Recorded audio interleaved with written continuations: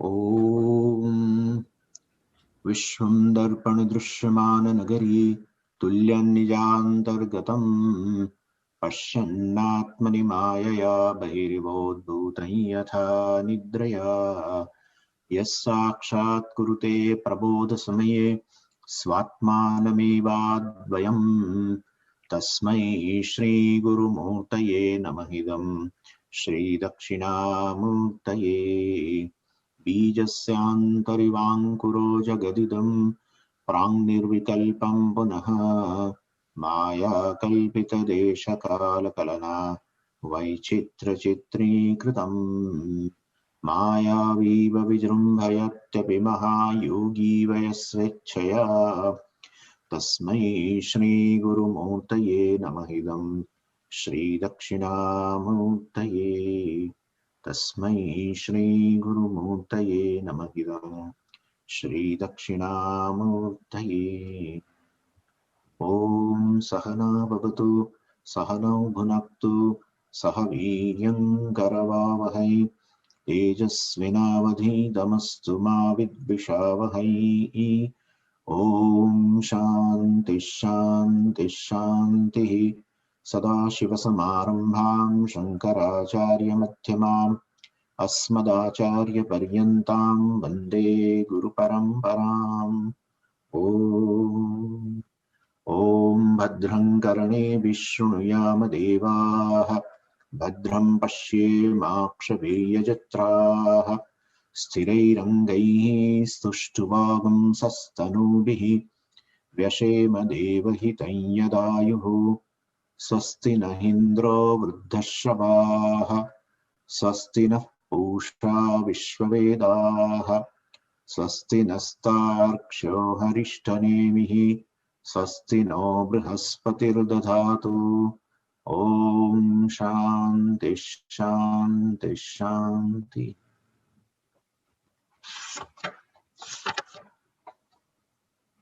Parikshalokan karmachitan brahmanah nirvedam nastikritah krutena tadvijnanartham sagurumeva vigachet samitpani shrotriyam brahmanishtham. So, Brahmanaha Nirvedam Ayat, the one who is this Viveki, one who has a capacity to discriminate between impermanent and permanent or eternal, while gains dispassion. Nirvedam. Nirvedam means, he is committed to know oneself and, turns away from all other pursuit. He is called a person who is having a dispassion. Just turning away from material goals is not dispassion. Understanding, it is with the dispassion is born of basically this understanding that what I want in my life is something which is permanent, which is eternal, which is really valuable in my life, that I want all the time. It may be happiness, it may be peace, it may be security, it may be freedom from limitation. I want it for good. And therefore, that I want something which is nityam. And what I gain as experiences in my life, which is born of my own activity, my own actions, all that is anityam. And so, because karma is basically finite, and therefore what is born of karma will be finite. And that karma phala, when I enjoy, is going to give me a finite experience. And therefore, that is my own experience also. And therefore, so I'm not interested in that. Really speaking, I'm interested in something which is eternal. It may be, it may be happiness, security, etc. And therefore, such a person now definitely wants to know. And we are seeing, yesterday we saw, and today we are seeing.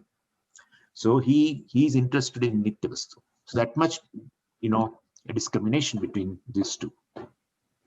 So basically, actions done, whatever the actions done here, produce a result to be experienced in other worlds.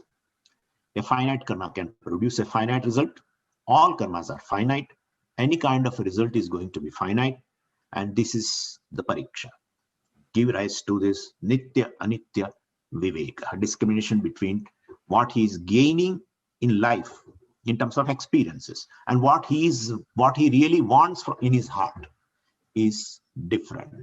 That's what it is. In fact, but seeking, he is seeking something Nitya Vastu through all these karma phalas, through all the experiences. And now he realized, well, that is not going to basically give me satisfaction. So this experience of happiness, experience of security, experience of basically, all experiences are there, freedom from limitation, etc. are there. But I want to be happy or secure. Now and later also, I want to be happy and secure or peaceful, well, basically, here and anywhere. And I want to be happy and secure related to all. And therefore, I am seeking all these things, basically, it is not possible for anyone actually to be happy or secure at all times, in all places, in related to all, in all situations, unless that happiness or the security or the peace is the nature of oneself. If I want to be happy all the time, that should be my nature. Because if it is not my nature, then I will have to acquire. What I acquire is going to be born in time. Before that, I was not happy. Now I'm happy. And it will again turns to, I'm associated with an object of happiness. And then I get dissociated also. And therefore, if happiness I am seeking all the time, well, it should not be born of any kind of an experience. That is what is called pariksha. That is called analysis. So basically, if a sugar wants to be sweet at all the places, at all the times, and related to all, we have to tell sugar that really speaking, you are seeking your own nature. Unless you are sweet at all the places, unless you are sweet, you can't be sweet at all places, under all circumstances, at all the times, right? And therefore, this is the thing. So basically, one is seeking oneself. So this is the happiness or the security or the nature, well, is the nature of this. Why somebody Atma is security? I'll explain you. So is a nature of Atma, basically, and it is not a situation. Any situation is born and gone. And therefore, well, that cannot be. What I am seeking a Nitya Vastu, eternal happiness, etc., security or peace, or freedom from limitation for good, well, definitely it must be my own nature. It cannot be born of any experience, and it cannot be born of experiences which is done through activity, etc. And well, my own experience also reveals that here and there I do become happy. I do become a secure person. I do get peace. I do drop the limitations. It may be a deep sleep state or it may be a waking state. In waking state, of course, the moments are less, but in a deep sleep state, I cannot say that I am insecure. In a deep sleep state, I cannot say that I am basically an unhappy person. In deep sleep state, definitely I'm not feeling any sense of limitation. Well, that's everyone's experience. And therefore, perhaps it may be my own nature. Even in absence of these objects, basically, or the world, in absence of a time, space, and everything, how can I be free from limitation? How can I be a happy self in a deep sleep state? How can I be not feeling any sense of insecurity? How it is possible? I have not acquired any object. I am not experiencing any object in deep sleep state. Then how can I be a happy person? Right? So this is how basically what I'm seeking, which is a Nitya Vastu, well, definitely must be my own nature. So this is how it is. But somebody moksha is, I'm seeking moksha. It's same thing. It's same thing. When I say I'm seeking an object of security, well, you are really seeking a freedom from insecurity. You are not interested in any object of security. You are really interested in a freedom from insecurity. Since you are definitely having a sense of insecurity, you consider some objects as definitely as an object of security. Since you are uncomfortable with yourself, centered on yourself, you are feeling some kind of an uneasiness, lack. So you project in the world some objects as objects of happiness. Since you are having a sense of limitation all the time, well, you are seeking in the world some objects by which, experiencing which you become a free from sense of limitation. That's what you are seeking. But ultimately, I am seeking freedom. Freedom from limitation, freedom from insecurity, freedom from lack, freedom from uneasiness, freedom from being unhappy. Let's say that one is seeking freedom. That's called moksha. That is called moksha. And that is nityam. All the time, all the places, under all circumstances, relating to all. I want to be peaceful, Swamiji, relating to all. Relating to all, I want to be happy. Relating to all, I want to be a secure person. No one wants to be, no one wants to be insecure by relating to anybody. No one wants to be insecure at a particular time, at a particular place. You leave the place immediately if you feel insecure. And therefore, one should understand this, that this nitya vastu, etc. is nothing but oneself, is really oneself. And so one is really seeking oneself. The seeker himself is a sort. In fact, this is how it is. And this is all pariksha. So it gives you certainly, after examining, one gains a discrimination between what is nityam, what is anityam. And I am seeking something nityam, and definitely you automatically gain a dispassion towards all other pursuits, and so-called arthakama, etc., which are anityam, which are born of actions, etc. And so that satisfaction or happiness, etc., is not an object of experience. Basically, it is just being oneself. And that is how, when you are happy, you are with yourself. When you are secure, you are with yourself. You are not with any object. You project upon something else, but definitely you fall back upon yourself. When you become secure, when you are peaceful, you are with yourself. When you are free from any sense of limitation, you are with yourself. That's how Bhagavan describes, Prajahati yada kaman sarvan partha manogatan atmani eva atmana tushta. This is a lakshana. One is with oneself. And therefore, definitely, if one is with oneself in moment of happiness, in moment of a security, or feeling secure, or in moment of a freedom from sense of limitation, if one is with oneself, perhaps the Atma could be the nature of security, happiness, joy, maybe free. Atma may be free from any sense of limitation.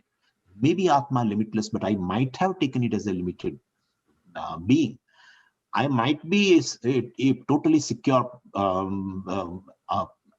person, but I might have taken as a wrongly. There could be a notion on my part that I'm dissatisfied, I'm insecure, I'm unhappiness, and then I'm seeking varieties of objects, and for that the means is basically actions.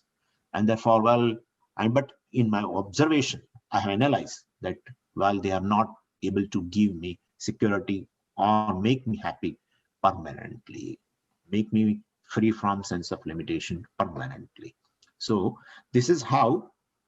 So maybe this and then helps. What helps? General knowledge. Puja Swamiji calls it a apatata jnana. So you might have heard somewhere in some satsanga, or you might have come across some book when you are in the lounge of the airport, and Swamiji used to tell like that, and then you happen to read The Seeker and the Sought, etc., etc. And so the means and end, right? Sadhana and sadhya, etc. By Puja Swamiji, Swami Dayanji. So really, then you come to know I am the solution. What I am seeking is really myself, nothing else. Like a 10th man seeks oneself. 10th man, that is what the situation is. This is not uncommon. This happens. And therefore, ultimately, so maybe taking myself as a dissatisfied, unhappy, insecure, etc., limited being may be a notion. And reality may be something different. Well, then I have to know myself. Therefore, desire for freedom turns to a desire of knowing oneself. So mumuksha turns to jignasa. And this is and further Shastra says nasti akrita kritena. Beautiful. It says then, well, the nature of one's search basically now is shifted.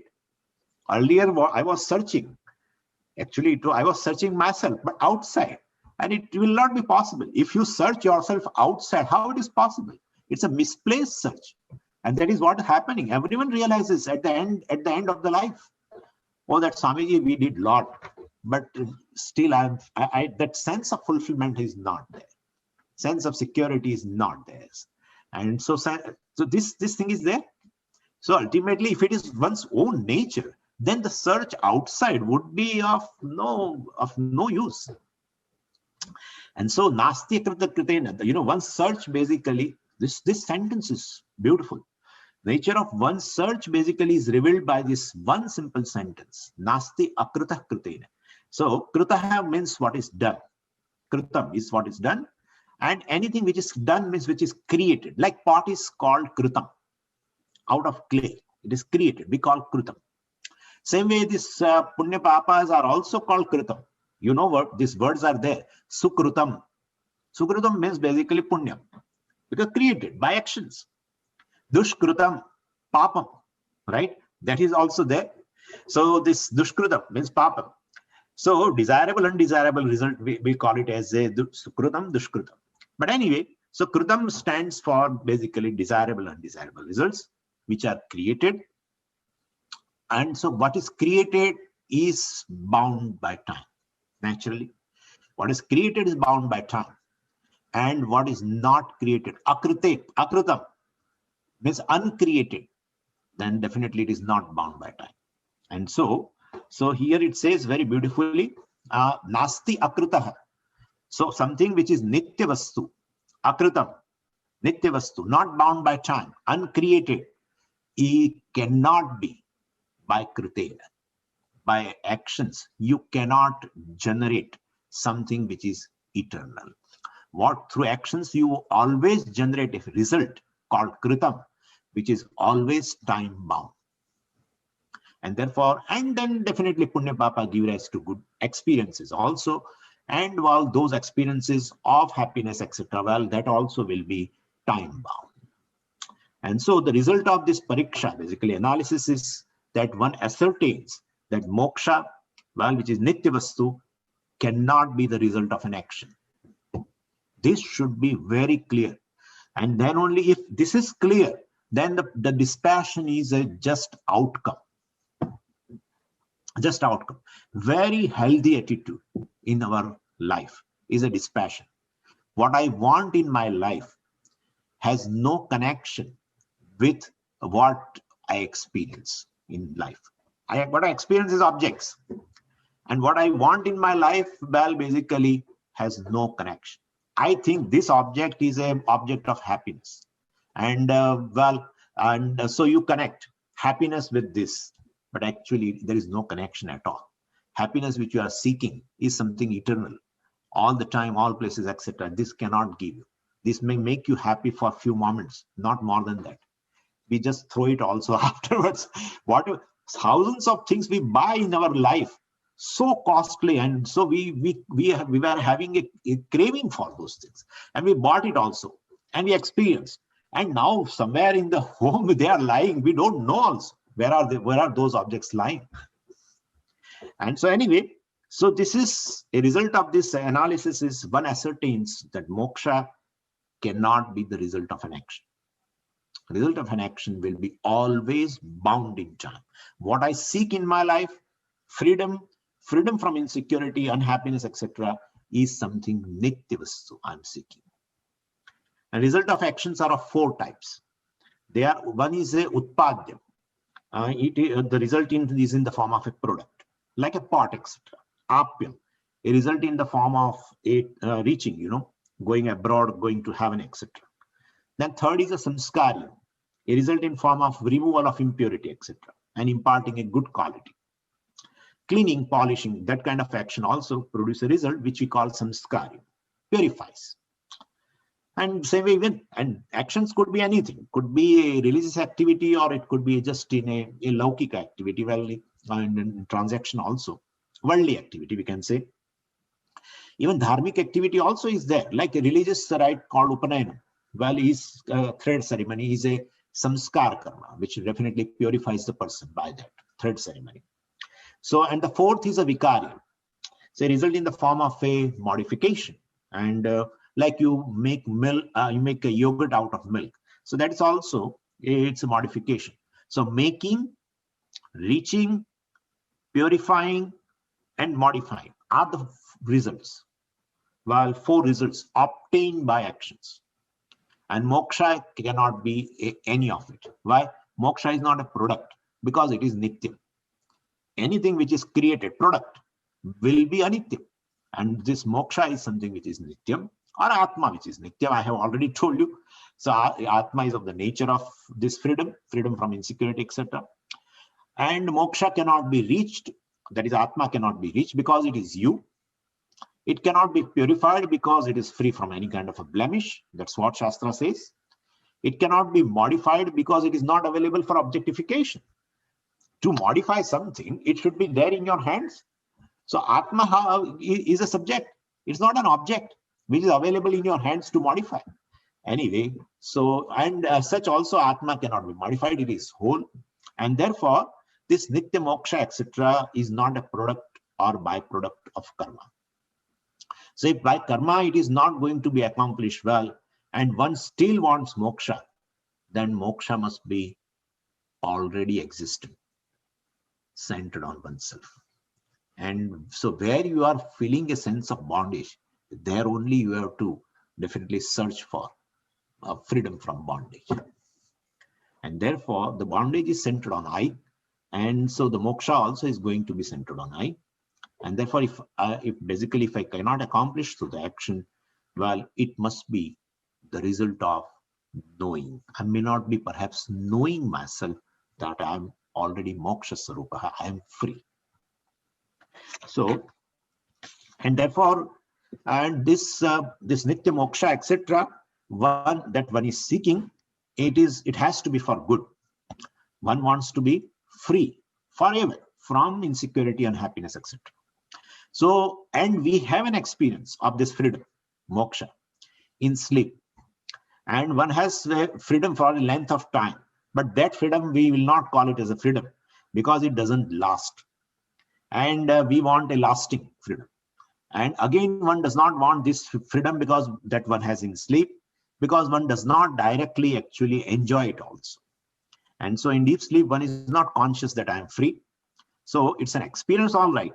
But you know, the mind through which I enjoy that freedom, well, it has gone to sleep. Therefore, sushupti, etc., deep sleep state, you have experience of that, you are free. And reveals a possibility that basically the freedom which you are seeking in your life, well, it is not anywhere else, it is you only.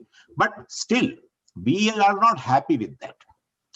Because we are not, even though it's our experience, but basically we are not directly enjoying it. And therefore, after getting up, you may say that I enjoyed my sleep, etc. I was totally relaxed. I did not have any kind of insecurity, etc. Whatever. So you say that I was totally free from any kind of limitations. You say that, but after getting up, so not during deep sleep. Same way, the nirvikalpa samadhi, etc., which I'm just talking within 2 minutes, is also not a solution because it depends upon the condition of the mind. Definitely, samadhi means the condition of mind is involved. And so nature of mind is definitely to change all the time. And nirvikalpa samadhi also is not going to last for a long. If one wants basically a non-changing mind, nirvikalpa samadhi means a non-changing mind. Well, it's better to be a stone. So in nirvikalpa samadhi also, the concept of time is not there. But so you feel, the difference between a deep sleep state and this samadhi is only deep sleep state also you are timeless. In deep sleep state you are timeless. You are not aware of time. And in the samadhi also you are timeless. But both basically are for a length of time. You are timeless for a length of time. That is how it is. So you don't know that you are timeless. You are timeless, but you don't know you are timeless. That's the thing. So timelessness is basically in nature of an Atma. Well, how can you say timelessness is the nature of Atma? How suddenly you have brought that thing into, it's not like that. basically in absence of time, even in a deep sleep state, if you exist, right? If you exist independent of the time, this you are free from time. So time does not affect you. That proves it. And therefore, timelessness is my nature, basically. Anyway, so if at all there is a moksha, well, called timelessness, etc., it should be centered on oneself. That's a big discovery. That what moksha I am seeking, which is eternal, etc., it is just oneself. And so it should be always centered on this Atma, and it is not gained in time, well, to be lost again. That gain is gain without a loss, basically. Atma is gaining this freedom in form of Atma is a gain without loss. Other than that, any gain involves a loss. Involves a loss. It is there for a time being. It will go. And therefore, it's a gain of a Atma which is already free. That's how I always say, what is freedom?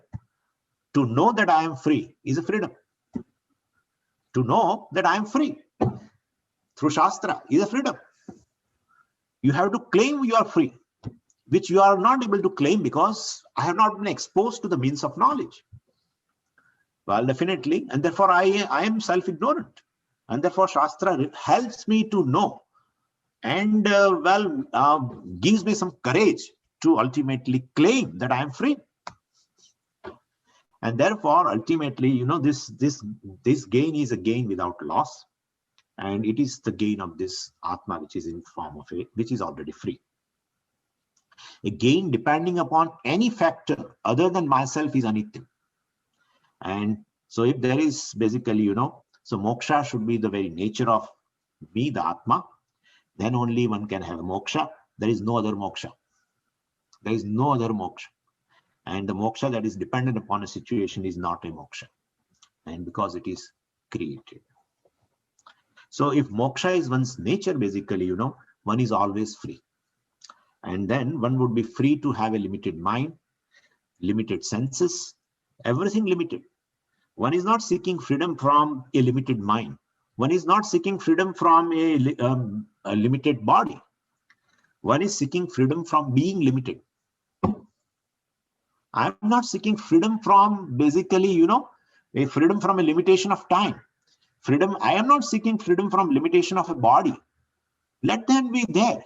But if I take the mind as myself, then definitely I feel a sense of limitation, and then that I cannot tolerate. And one cannot tolerate. That's very natural, because one's nature is just reverse of it.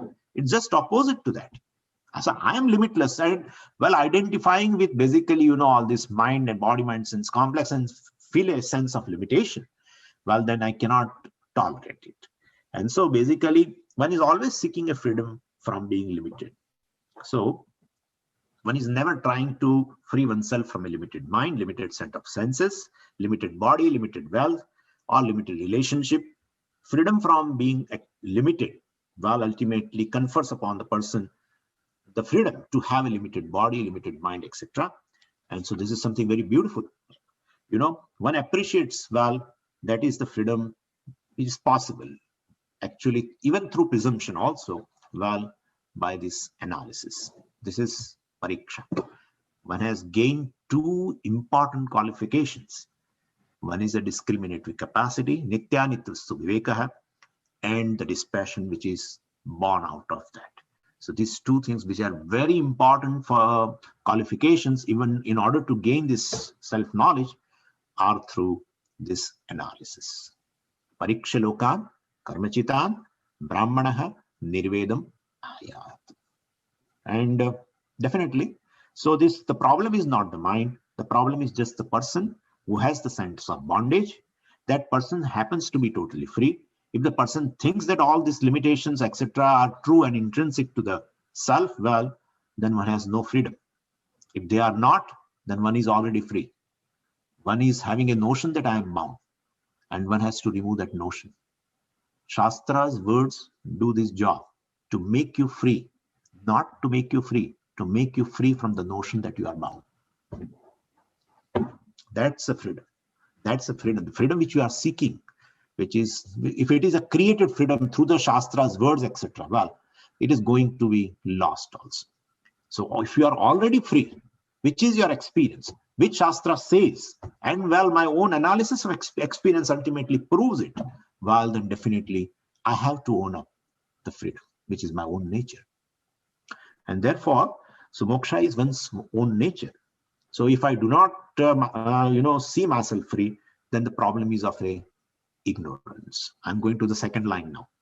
So, and Shastra confirms, because our Shastra says Atma vare drishtavyah. Atma should be known. Why should I know? Many things I don't know in the world. Well, then this also I don't know. So what? So what? I told you, right, yesterday, aparavidya, paravidya. So aparavidya also, well, it helps you to know, basically, to know varieties of the objects in the world. Paravidya is, well, knowledge of a self. Why do you require? Shastra says it is required because in and through all your search, basically, you are basically seeking moksha. You are not seeking any object. You are really seeking a moksha. You think that you are seeking a freedom, or you are seeking an object of security called relationship, called wealth, etc. No, you are really seeking a freedom from insecurity. You are really not seeking an object of security. You are seeking freedom from insecurity. Because any object is going to be a crutch, and no one wants to keep a crutch all the time. No one wants to be having a dependency on anything. The moment I feel that I am independent of the crutch, well, I want to give it up. And therefore, definitely, and therefore, one is not seeking an object of security. I am seeking freedom from insecurity. Since I'm having that sense, I seek outside because I am basically insecure. I have that notion. Then naturally, where will I seek security? In the objects. If subject is having a sense of insecurity, where does he seek a security? Outside. So it is not wrong. If any person is an extrovert, it is not wrong. In fact, it is Ishvara's order, basically. It's Ishvara's order. One is born ignorant and one is having a sense of insecurity. One doesn't know oneself. Then one will be seeking outside, naturally. If one is feeling a sense of limitation within, well, then in order to be free from all the limitations, I will seek certain objects. That's what I'm doing. And therefore, ultimately, Shastra says Atma should be known. So in and through all your purushartha, you are really seeking moksha, freedom. And well, that's your nature. So Atma should be known. Self-knowledge is not optional. Any other knowledge is optional. Self-knowledge is not optional. And also says the knower of Atma crosses sorrow. See? And so tarati shokam atmavit. And therefore, the knower of Brahman gains limitless. See? Sense of limitation goes away. And so all this sentence reveals the existence of ignorance about the Atma, and the removal of it will be as freedom. And so we take Atma for granted, and we always think we know the Atma basically, and we have to know everything else also. But Atma also has to be known. Definitely, other things also are required for your life to keep us going. Everything also has to be known, called paravidya. But basically, the self-knowledge, paravidya, also has to be known. And one has no choice in that. And our experience also confirms that self-ignorance. Suppose someone asks, do you know that you are Brahman? Do you know that you are basically free? Well, the response would be, which Brahman you are talking about? So that's enough to prove the existence of self-ignorance. So, well, definitely. And then how does self-ignorance go? Well, it is always preceded. Ignorance can go by knowledge. So, and knowledge definitely presupposes a desire for knowledge. So it is always preceded by desire to know. And first there is a desire of a wealth. Then there is a desire for some pleasure. And then there is a desire for some heaven, ultimately, which is also a pleasure. Then one set of desire is converted into another set. If one analyzes all these desires, then one understands that one wants basically, freedom from being unhappy, freedom from being limited, freedom from being insecure. So all desires ultimately are converted into a desire of a freedom. And that desire of freedom, well, ultimately is fulfilled by knowing oneself. And so desire for moksha is fulfilled by knowledge. So this is how ultimately one goes to the means of knowledge. One exposes oneself to the means of knowledge, and that is Shastra. And for that it says here, Tad Vijnanartham. Now, Tad means that Brahman, which is nothing but this Atma, whose nature is moksha, basically. Tad Vijnanartham, for sake of knowing that, well, sa gurumeva abhigachet, etc. One goes in for the knowledge of self to get moksha. And so connection between this knowledge and moksha, well, must be very, very clear. Knowledge of Atma or the Brahman is the subject matter of the Shastra or Upanishad, which confers upon you the moksha. So knowledge is a means of moksha. And to gain knowledge, what should I do? Well, I should study the Shastra. So there is no other way to gain the knowledge, because between Shastra and the knowledge, there is a revealed connection. Shastra reveals the nature of the self, and well, so I should definitely, if I want to gain the knowledge of the self, I have to study the Shastra. And Shastra is a means of knowledge. And the definition of means of knowledge is ultimately anadigatam, abaditam, phalavat, arthabodhakam, pramanam. Pramanam means a means of knowledge. This is a definition given that, well, a pramana is or means of knowledge is defined as which produces a fruitful knowledge, well, which is not gained by any other means of knowledge, and which is not subject to negation by any other means of knowledge also. And therefore, we are right now talking about the Shastra as a means of knowledge for the self. So it should produce a knowledge, well, that is not gained by perception, not inference, not presumption. They are inappropriate, well, for gaining the knowledge of the self. And so they are meant for basically, for things which I can objectify. What is available to the human being is basically this. It is all the means of knowledge available to the human being are helpful in objectifying the things.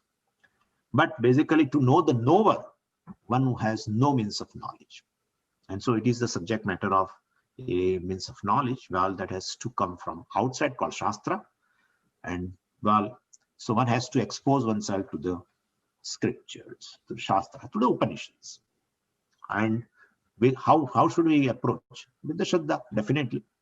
And so in Vedanta, well, Shraddha is required, well, only up to this knowing. And we should be very clear about this Veda itself, So one can never prove Veda as wrong. Why? Because what is the subject matter of the Veda cannot be proved by any other means of knowledge. That's what we have already told you also. So one can never prove the Veda as wrong. If one can prove, it wrong, then what is proved wrong is not the subject matter of the Veda. So that's a very crucial thing. We have to understand that. Because anadigatam, what is the subject matter of the Veda? Well, ultimately self or any other thing. There are many things. Punya, Papa, etc., Devatas and different lokas, etc. All these things cannot be proven by any other means of knowledge available to the human being. And therefore, it cannot be negated also. Since it is not available, it is not within the scope of a means of knowledge of a human being, then it cannot contradict also. And therefore, definitely here with Shraddha, one approaches. And we require Shraddha, well, just till we know. Because it is telling you are Brahman. So it is revealing a fact. It is not telling you will be Brahman. Then you will feel that how can I keep a Shraddha? But it says you are Brahman.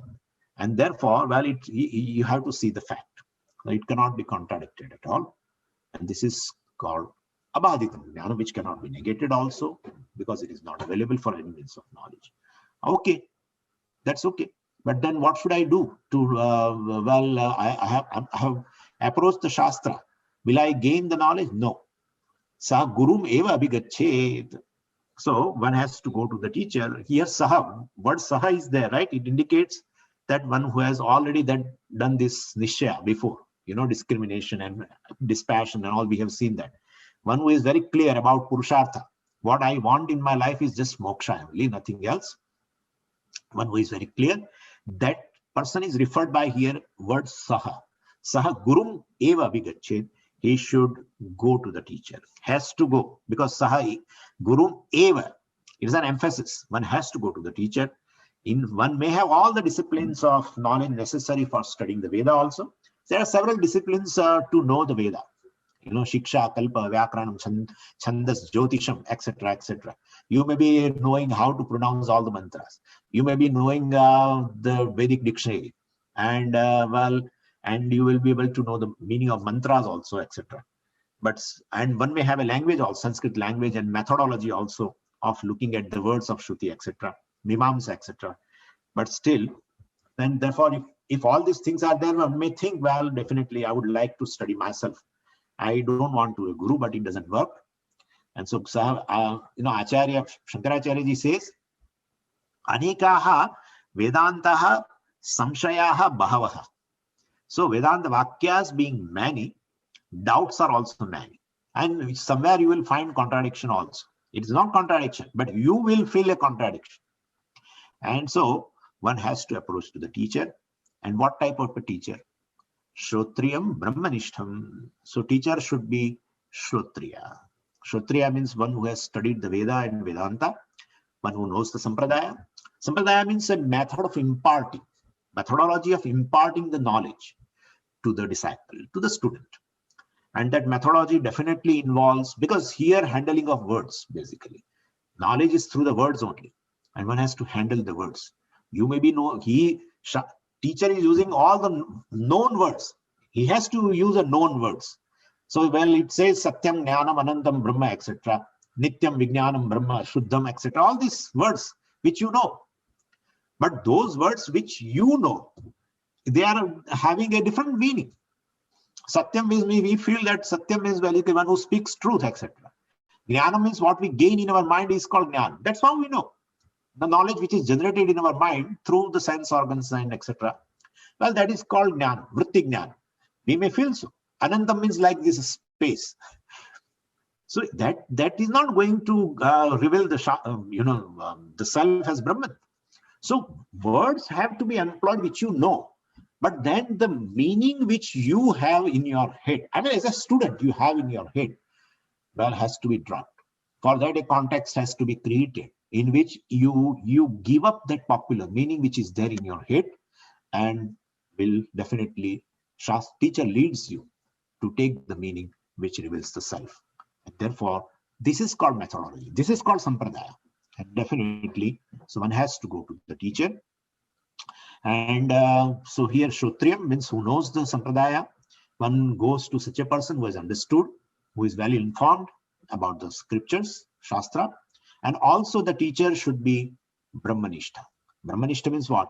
One who understands Brahman as non-separate from oneself. And one who has commitment to know Brahman. Well, and definitely he's a Brahmanishta. It happens, both are required. Teacher should have both. Because basically, one may be a Shrotriya, one who is well versed and well informed in the scriptures, and he is able to give knowledge also. He can impart knowledge also with a clarity. But then he may not have commitment to Brahman. He may not be Brahmanishta, means he may not have commitment to Brahman. And therefore, a Shrotriya must also be Brahmanishta. And so, and visibly, the person does not have a commitment to anything else. That you can make it out. You can make it out. This person, where I am investing my life and, well, I'm going to get self-knowledge. Where his commitment is, that you can definitely make it out. So the guru should be like this. And Brahmanishta basically really means a life of a sannyasa or life similar to sannyasa. Nothing other than sannyasa is the goal to be accomplished, or nothing other than Brahman basically is the goal to be accomplished. So, well, to such a person, one should approach. Saha guru meva vigachet shrotriyam brahmanishtam. And how to go then? How should I approach to the teacher? That has been told in the last part. Samitpani, Samitpani, by being the one who has a samit in hand. Samit means the twigs of, ashwatha. In those days, teachers, were living in a Gurukulam. They were not having any kind of other fuel. So definitely. So taking the twigs of a ashwatha, etc. So one picks up these dry sticks, make a bundle of them, and takes it in hand and goes to the teacher. So we have to understand by that Samit Pani means Upahar Pani. He, one who has some gift in a hand, he should approach with that gift and go to the teacher. And this Samit Pani also indicates that student is one who has a willingness basically to serve the teacher. And so he's ready to do Shushusha to the teacher. This Shushusha means the desire actually to listen. Shru Dhatu is there. Shru means to listen. Shushusha means a desire to listen. So as such, we generally use what Shushusha means a service, but that is correct. Shushusha means the desire to listen of the Shastra, but the popular meaning of the word is service. And any service is called Shushusha. The service to the teacher is basically, is a part of learning. So he wants to listen the Shastra. And well, as a part of, then he does a service to the teacher also. And therefore it is correct. So Shushusha, if you take even a popular meaning called service, but it implies that the person who is serving a student, well, definitely he has a desire to listen the Shastra from the teacher's mouth. So, well, and so that's a Shushusha, desire to listen, well, is the real intention or the part of student in order to gain the knowledge from the teacher. At the same time, well, he does Shushusha, means he does a service to the teacher, and that is indicated by word Samit Pani. So he takes some gift in the hand and goes to the teacher. And so such a student, well, who is desirous of gaining this knowledge, is ready to do anything for that purpose, is told, that he should select a teacher who is a Shrutriya and who is Brahmanishta. Just he has a commitment to the Brahman. He knows how to impart the knowledge of the self, and also he himself is committed to only to the Brahman. So that is the qualification of teacher. Earlier, students' qualification has been told, right? Discrimination and dispassion and all that is students' qualification. And lastly, teacher's qualification. Ultimately, this knowledge is on the form of a samvada, right? And samvada means a dialogue between teacher and student. And therefore, what kind of a student I should be, that is also told. What kind of a teacher should be, that also is told. And well, then it works out very well. And well, definitely the seeker, well, ultimately, gains the goal, moksha, which is nothing but oneself. This is how this mantra beautifully describes everything, qualifications of a teacher, student, and how to approach, how to gain moksha, what should be done. To understand the Shastra, etc., one should gain knowledge and all that. Everything is told by in this one verse. Thank you very much for we have attended the class, both the classes. I'm very happy. Om Purnamadah Purnamidam Purnat Purnamudachyate Purnasya Purnamadaya Purnameva Vashishyate. Om Shanti Shanti Shanti. Harihi Om Shri Gurubhyo Namaha. Harihi Om. Pranam, I want to know about the qualities of a student. Somehow I missed 4 points you told. Not 4 points. Quality of the student should have a dispassion, and which is born of a discrimination of one's own experiences, which are born of different activities, different actions, and give rise to different experiences called, you gain a different objects of happiness, security, etc. And one should examine that how much they can give you security, how much they can give you happiness. And they do give. But are you happy? Are you satisfied with that? No. Momentarily they give. But my quest basically is for something permanent. I want to be permanently happy. I want to be permanently peaceful. I want to be permanently secure. I want to be permanently free from any limitations. Well, then these objects cannot help. Well, because they are born in time, they go in time. You are associated with that object for a moment, and definitely then you get dissociated also. And even if you are associated with a particular object, but you definitely no more project upon any object even that object as a source of security. Same like this object is there. Today I gain, and I feel, well, it is giving me happiness. But how long? How long? By evening itself, I will feel this is not. I want something else. So I just drop it. I just drop it. That's how we have collected so many things in our home, thinking that this is an object of happiness, this is an object of security, and now we are not even bothering where are those things. Our mind is seeking something else, and therefore, basically, one is interested in something which is permanent, and therefore, well, these objects cannot give.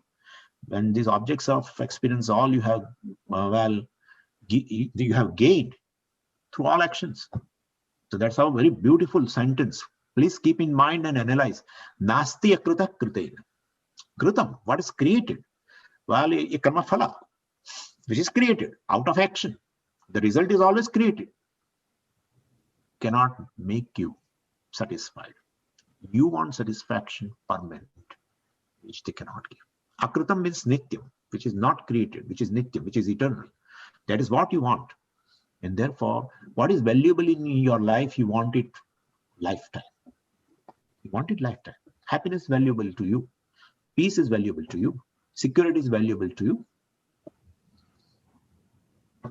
And therefore, ultimately, then there should be some way which is not created, right? Which is not created, which can make you happy all the time, make you feel secure all the time, all the places and are all related to all. That could be you only.